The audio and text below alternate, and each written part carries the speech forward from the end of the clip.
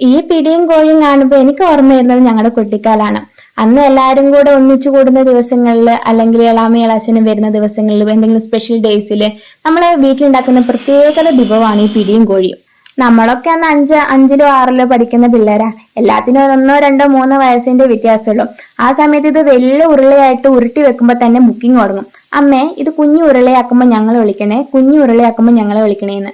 എന്റെ ഈ പറച്ചിൽ കേട്ടാൽ നിങ്ങൾ ഓർക്കും അമ്മേനെ സഹായിക്കാനുള്ള ആത്മാർത്ഥത കാരണം അങ്ങനെ പറയുന്നതെന്ന്. പക്ഷെ ആത്മാർത്ഥത ഒട്ടും ഇല്ലാത്ത പറച്ചിലാട്ടോ അത്. കാരണം എന്താന്ന് വെച്ചിട്ടുണ്ടെങ്കിൽ, ഇത് ഈ കുഞ്ഞു ഉരുളയാക്കുന്ന സമയത്ത് നമ്മൾ അതിന് കുറച്ച് പിടി അങ്ങ് മാറ്റി വെക്കും. പിന്നെ ആരും കാണാതെ കട്ടിലിന്റെ അടിയിലും ടേബിളിന്റെ അടിയിൽ പോയിട്ട് ഇത് തിന്നും.